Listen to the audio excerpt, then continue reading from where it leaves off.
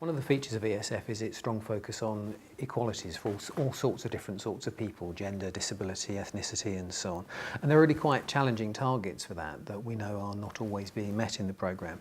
Do you think it's reasonable for something like ESF to be expected to tackle really deep-seated cultural issues of that nature? Well, I think, first of all, I want to say that I think it's important to have ambitious targets, because I think if we set our sort of targets too low, then they're easily accomplished and then people become complacent about them. Now, I'm not saying that that should be wildly unrealistic, but certainly they should be a challenge. I think that's really important to say. Economic circumstances are quite difficult at the moment, and one of the tendencies at that time is some people start to say that, well, perhaps equalities are a bit of a luxury, that it's something that we should be rowing back on, reducing regulations and so on. Do you think that's a legitimate response?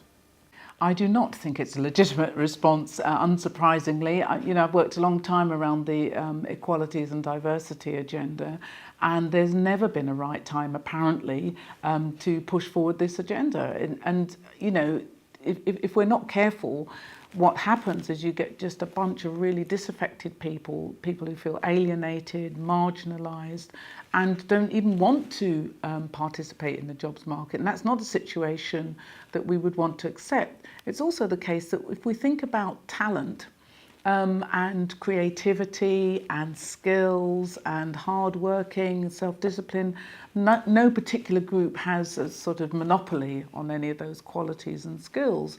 And so what we want is, especially in economically difficult times, we want to maximise the potential of the workforce. And so I think equalities is a route through to do that. We're beginning to see really serious discussions now about what will follow in 2013 for ESF and the new structural funds as a whole.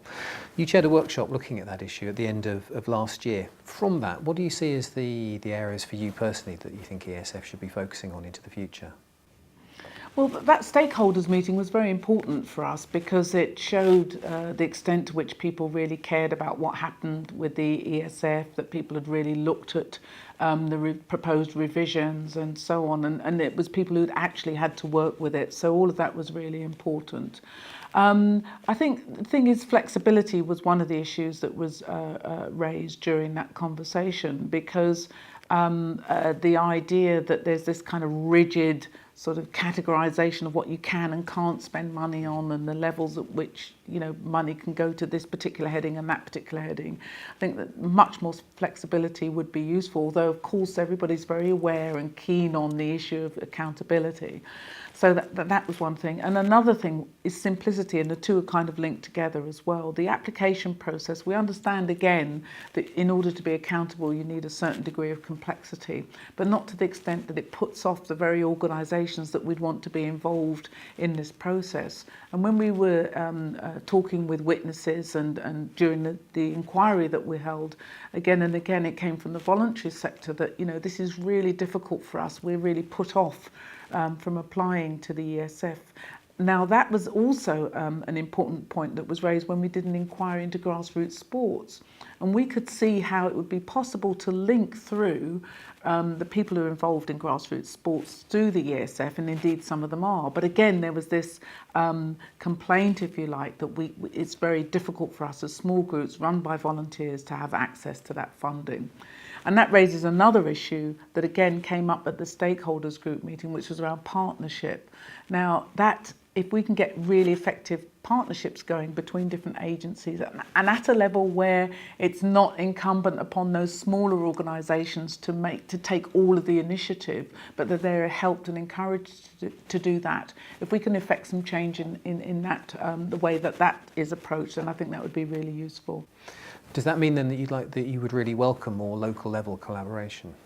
Yes, I think anything that would help to make it more accessible and more simpler for people to access those funds and to get them to the right places, because it is that sort of paradox really that the places and the people and the organisations who really most need that kind of input are most likely to be the people and places and organisations that don't apply for it. So anything that can help that change, I think, would be really useful. What do you hope to see from the new structural fund package as a whole? ESF's just one part of that. Where do you think the really big strategic priorities should be? Well, I guess in one sense, what you want is something that will kind of galvanise all of the different areas that we've talked about. Getting people into jobs, getting them skilled, looking to the future, alleviating poverty, and so on and so forth. All of those different areas. And to me, there's one really important area where you could bring all of those issues together, and that is around environmental issues. So green jobs, and of course this is a major part of the Europe 2020 policy. It's about, you know, smart green jobs for the future. And as somebody who's very much interested in climate change and environmental issues, I can see that in virtually every sort of sphere of work that we can think of, that sort of input, how do we manage where we've gotten to in terms of environmental damage that we've made, and how can we mitigate future damage to the environment? That is absolutely key. And, you know, it's essential to our survival, quite literally. And so the more we can sort of direct funding, brains, talent, skills, work, etc., to moving towards something that has much less negative impact on the environment as a whole, that will also be an economic benefit. I think fishing is one of the examples that one could point to around that.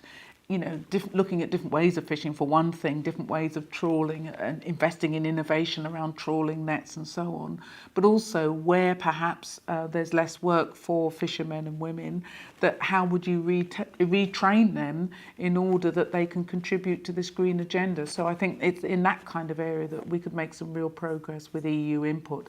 And of course the great thing, but the thing about the environment is it doesn't know national borders. The seas, the air, forests, whatever, don't sort of recognise national boundaries. So it's one of those areas where I think a total sort of international input is absolutely essential.